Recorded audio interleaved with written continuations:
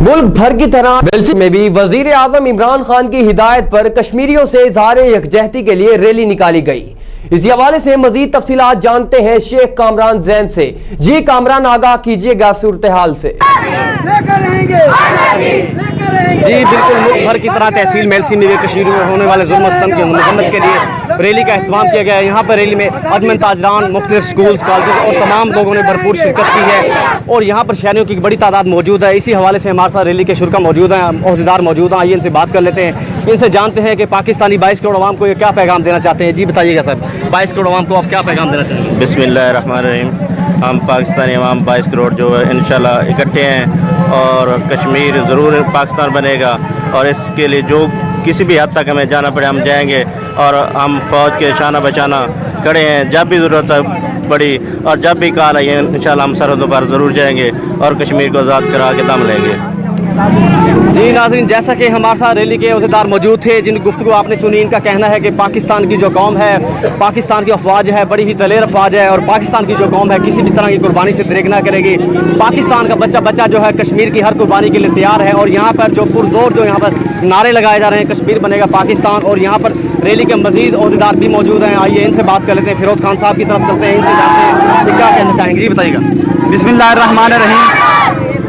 جیسا کہ آپ سب کو معلوم ہے کہ کشمیر پر اس وقت جو بھارت نے جبرن جو ہے ظلم کیا ہوا ہے اور کرفیو لگایا ہوا ہے، ہمارے جو کشمیری بہنیں، بھائی اور مائیں وہ جو ہے ان کے علاج کے لیے باہر نہیں جایا جا رہا، اور وہاں جو ہے غذا کی قلت ہو گئی ہے، لوگ جو ہے بھوکے پیاسے ہو رہے ہیں، اور ان کشمیریوں کو ذرا اپنا بھارت کے جو فوجیوں کو ذرا بھی ترس نہیں آ رہا۔ تو بھائی اس وقت ہم لوگ پوری دنیا کے جو مسلمان سوئے ہوئے ہیں، اگر آج پوری دنیا کے مسلمان متحد ہو جائیں تو یہ کوئی بھی پاکستانی بلکہ مسلمانوں کا کوئی ایک بال بھی کا نہیں کر سکتا۔ تو میں اعلیٰ حکمران سے اپیل کرتا ہوں، اور تمام مسلمان دنیا کے جہاں کہیں مسلمان بس رہے ہیں ان سے اپیل کرتا ہوں، بھائی یہ کشمیر کے لیے سارے بلکہ جہاں کہیں بھی مسلمانوں کے اوپر ظلم ہو رہا ہے ہمیں یکجا ہونا پڑے گا، اور اس کے خلاف جو ہمیں لڑنا پڑے گا، اور ہمیں اپنا تن من مارنا پڑے گا۔ تو ہم اس کے لیے سارے جو ہے تیار ہیں، کم سے کم پاکستانی تمام مسلمان، اگر یہ ہماری پاک فوج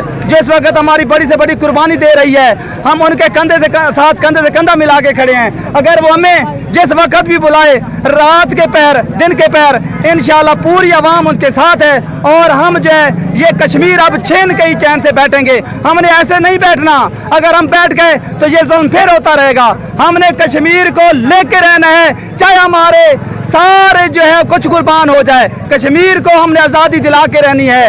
اور اس کے لیے تمام مسلمانوں سے، پاکستانیوں سے ہم گزارش کرتے ہیں کہ اپنے آپ کو تیار رکھیں، اور جب بھی کوئی ایسا بلاوا آئے تو حق کی خاطر جو ہے بڑھ چڑھ کے حصہ لیں۔ انشاءاللہ یہ کشمیر آپ کا ہے اور آپ کا رہے گا۔ یہ مسلمان جو ہے انشاءاللہ اس درندوں سے آزادی حاصل کر کے رہیں گے انشاءاللہ۔